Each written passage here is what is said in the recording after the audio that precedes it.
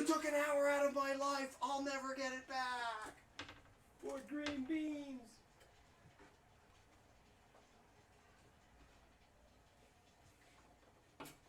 Okay. I like green beans. I like them with almonds.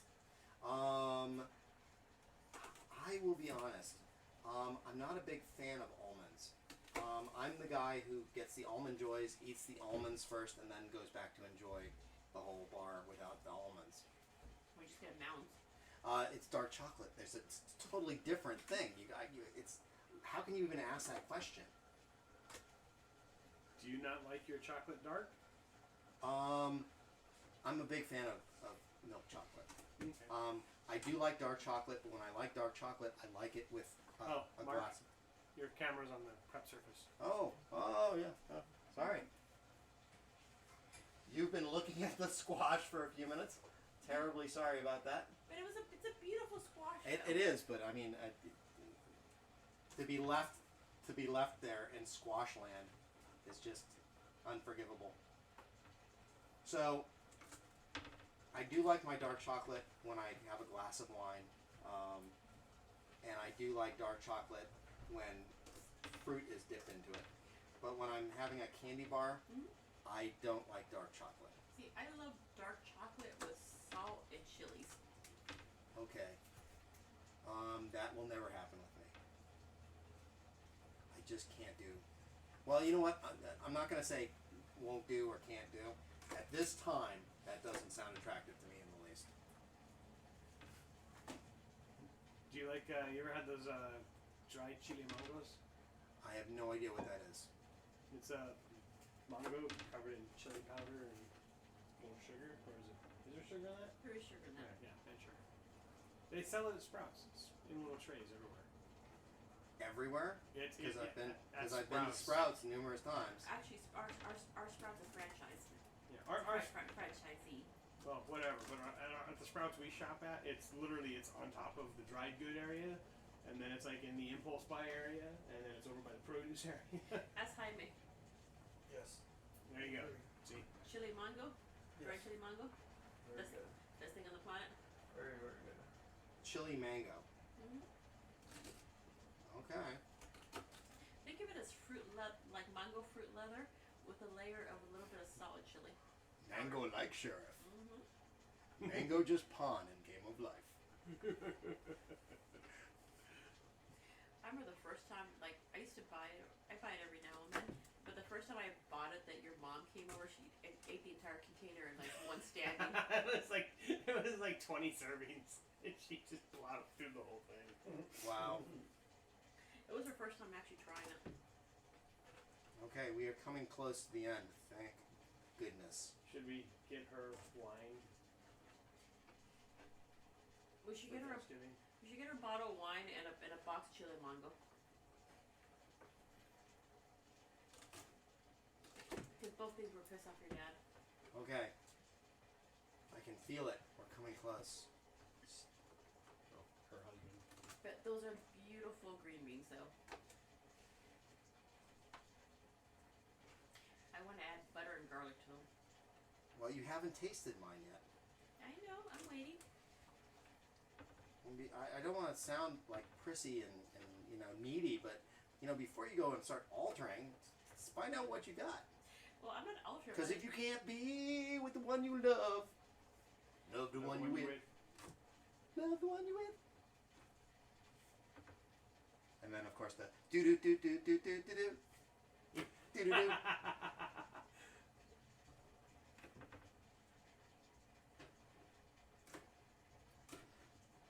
Yay! Okay, without further ado, we are putting these right into the steamer.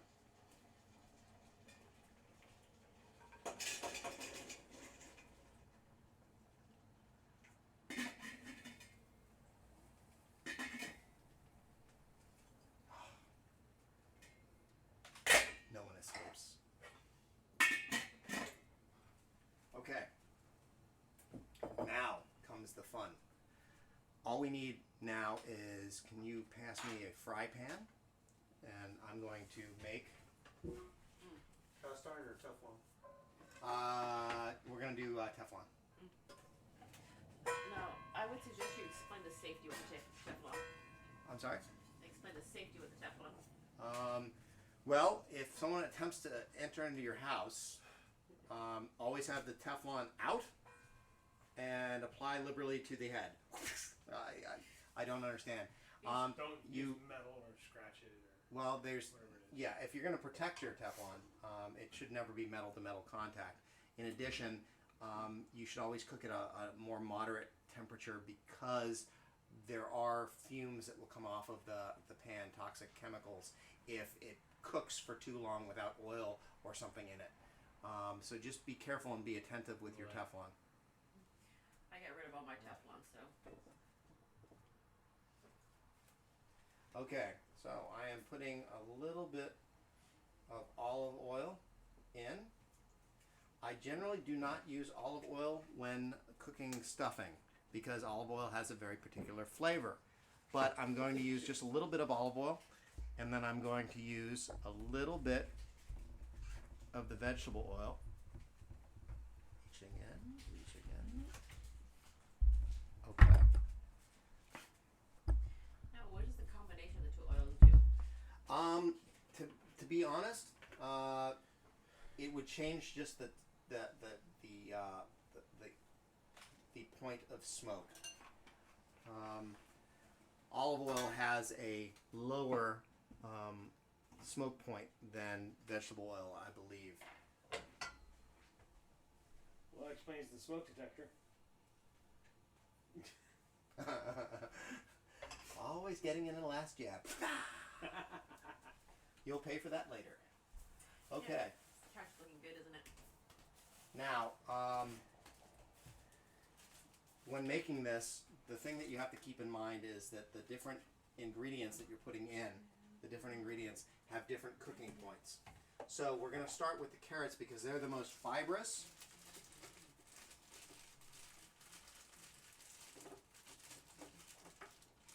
I thought those were the snacks. Yeah, they were the snacks, but I also said there was another reason. Is he gonna stuff the chicken with them? Garnish, I'm guessing. No, No, stuffing. we are making mirepoix. Mira, Switch to the oldies carrot style. in español, in inglés. Mirepoix is in English, and French, and in German. I believe In what the, Merriam-Webster. I believe what the child is asking is, what the hell does that mean? I went over it. Wasn't he listening? No, he has headphones in. Oh, okay. Mirepoix is carrots, celery, and onions that are being sautéed together, roasted together. I think every culture has a version of this. Well, there's also the Trinity, which is green peppers, onions, and celery. Chile, tomate, cebolla, recao.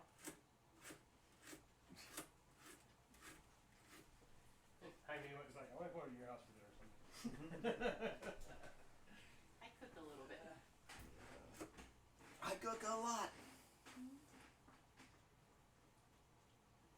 Yeah, I gotta teach you how to make my salsa though. Yes, you did. And it was very good, actually.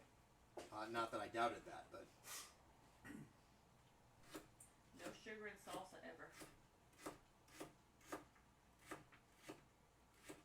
What would you need to make? Well, do you know if you work tomorrow? Huh? Do you know yet if you work tomorrow? I work tomorrow. I don't know if I work Sunday. okay. So as soon as we're done with roasting these vegetables real quick, we should be able to go into the last minutes of preparation for this meal, and then we'll be able to sit down and show you what we've put together. I will be honest. I was a little concerned when I went to the supermarket and tried to limit myself to $75. But I think you'll find that we did very, very well, and that the food should be ample, it should be flavorful, it should be a wonderful family meal.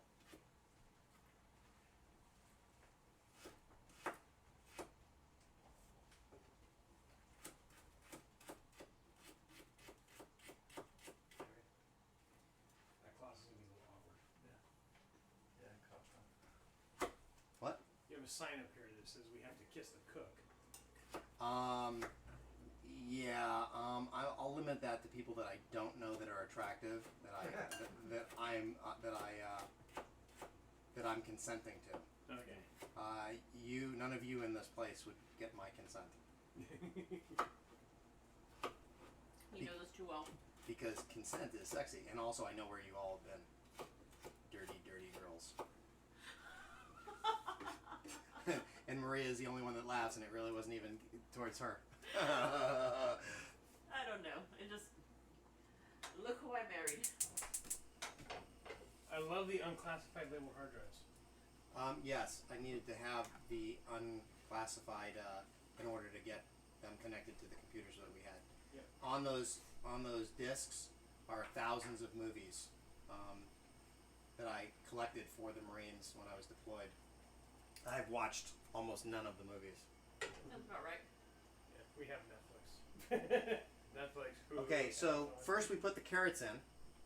Yay, carrots! Yay, carrots. The next thing that's going to go in is the celery. We like celery. Do you? Yes, we do. Yay, celery.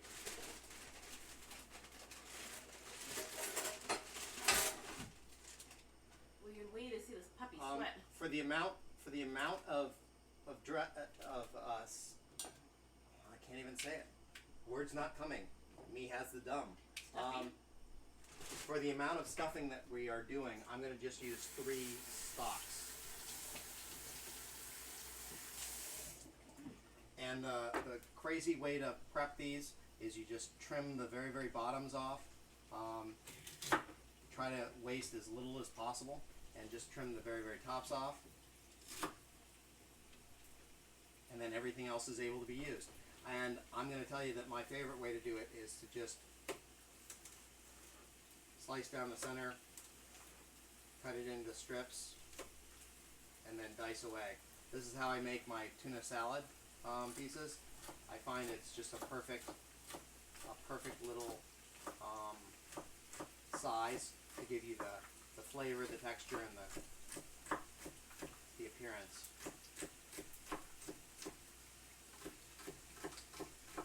Celery stalks at midnight. No, celery stalks at midnight. Oh, yes. That's a good time to stop for celery. Just have a notebook. Okay, now from hearing that, I realized that I left it on high. It was sauteing faster than I wanted, so I just turned the heat down to low because we don't want them to get singed or to burn. We just want them to saute a little bit. So I put it on low. I'm going to finish up the celery, and then I'm going to immediately jump into taking care of the onions. By the same thing, your grass is always greener on the second thing.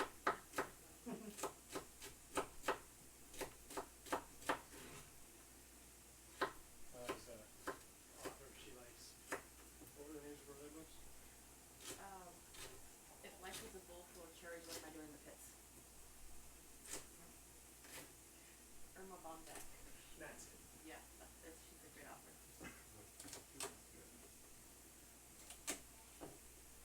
Okay.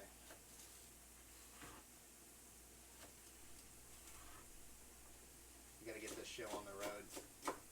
Now, do you ever put like gizzards or something in your stuffing? Here's the thing. I think you are referring to giblets. Giblets. Giblets are little tiny pieces of organ meat. Uh-huh. You can. I won't. I don't much care for organ meat, and I don't like it being surprised on me and hidden in things. And if you're going to approach me and want me to eat a chicken liver, then you should just say, "Hey, Mark, how do you feel about having some chicken liver?" And I will tell you, "Thank you very much, but no thank you." Now, I do have a funny story. When I used to work retail, I had a coworker who brought in like some kind of like chicken stuffing type of situation. She was from Russia. And they use everything. And they use everything. Because there's no waste. Yeah. So she made this stuffing with like every single leftover organ from the chicken. one of my coworkers, which was brought up in the U.S., was tasting the stuffing, and she was asking, "So what exactly is in the stuffing?" And she starts naming every single freaking organ. Liver, kidney, Well- spleen, lung, heart.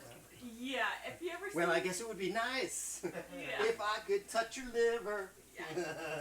You've never seen a face drop so hard. It was like she's got a mouthful of this stuff. It was glorious. But that's just me. Okay, so we got the celery in. I've got a little bit more celery to prep, and then I'm going to go right into the onions. Now, is there a preference as to what kind of onions? Because there's a lot of onions out there. There are a lot of onions. I like the cheap ones, which are the yellow ones. If I'm feeling wild and crazy and there's a sale, I sometimes go with the sweet one. But the thing is that if they're fresh, not a problem. Any onion is able to be used and is quite happy. Yellow onions, when they get old, become a biological weapon. They are like CS gas. And the older they get, the more powerful they become. So you have to learn how to pick out your yellow onions very, very carefully, because you can be making something and cutting them, and all of a sudden your eye starts getting a little itch, and then before you know it, your nose is running, your eyes are running, you have your face under the faucet, you're trying to flush your eyes and your nasal cavity because it hurts so bad that you can't keep your eyes open. Cooking is not for the weak of heart. Now, here's an interesting thing. Is I've heard the flatter onions are a little bit sweeter than the rounder onions. I don't know. I don't judge produce by shape. I care about what's on the inside. That's shapist.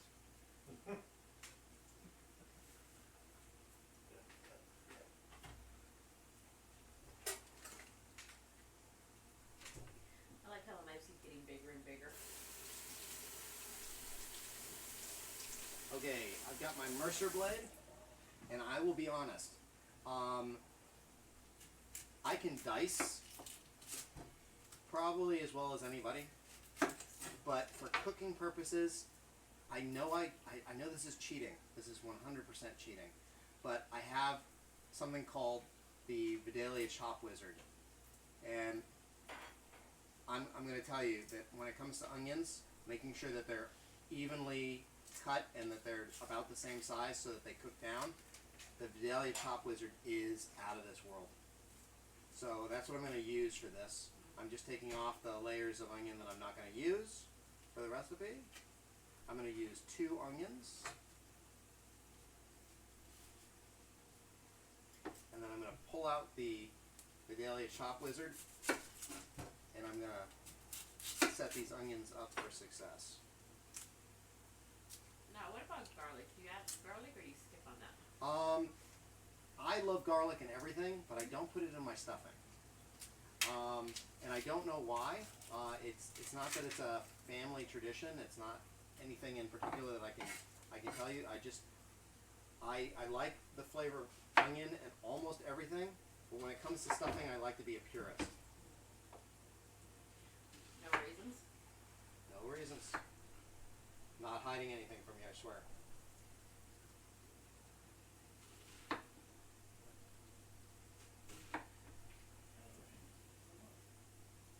Okay, that's 1 onion prepped and ready to go.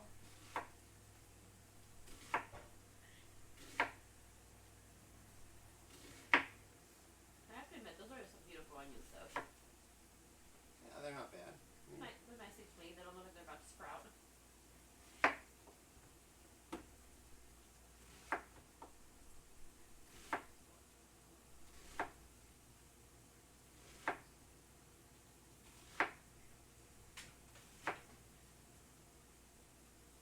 Okay, we are almost there, and these onions are relatively fresh. I'm only starting to get the slightest itch in the eye right now. So the fresher the onion is, the less gas they. The less likely they are to put off the gas that causes the uncomfortable and unfortunate Tear gas. yeah, the tear gas effect. Okay, here we go. Going in for the Chop Wizard.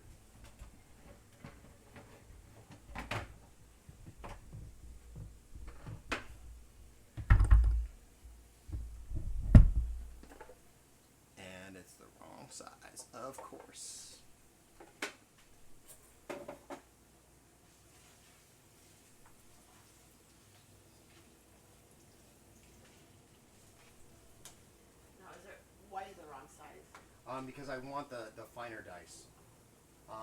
This is what I used to make the pico de gallo with. So you get nice cubes of tomato. With the onion, I want it to cook faster, and I want them to have more surface area. So we're grabbing the next one, which is 4 pieces in the space of 1. Okay. Chop Wizard. So this is going to make some noise, and it might piss off my next door neighbors, but Your next door neighbor sounds like they're partying, so I don't think they'll hear you.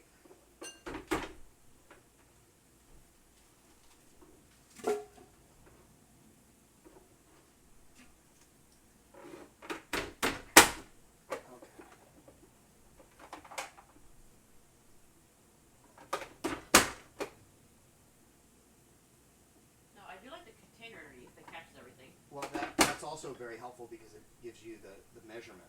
So it tells you how much you have. There's spacing throughout it to let you know that you have a cup or 2 cups. When you're doing recipes and you're following, it'll tell you 2 cups of onions. But then what this will do is allow you to keep chopping until you get to the point that you want.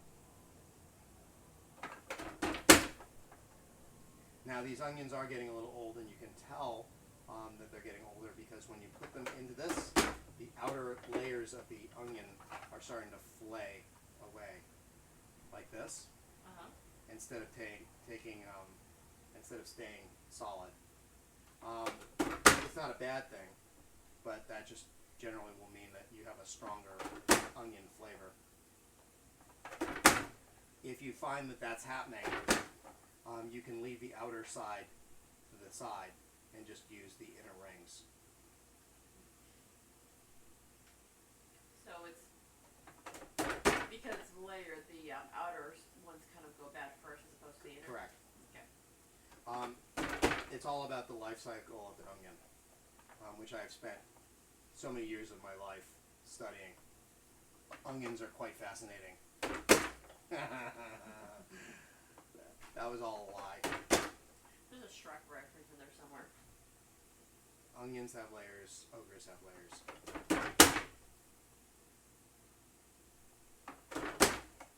Now I usually know my onions are bad when they sprout.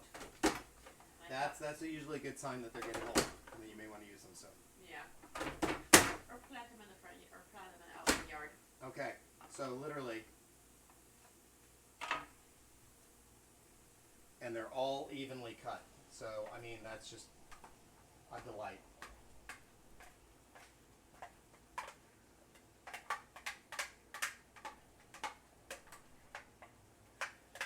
So generally for a true mirepoix, it's an even amount of carrots, celery, and onions. In this case, it was my own version for stuffing, which is mostly onion and about 1/3 of the volume of the onion and celery and carrots. We're now increasing the temperature to get it sauteing the way we want. I will bring this up so that you can see what the mixture looks like in just a minute.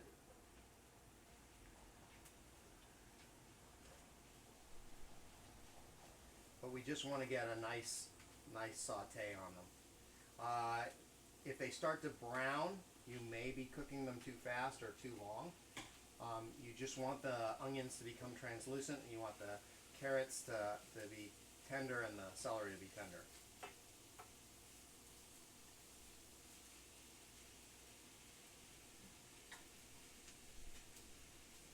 And the green beans are now done.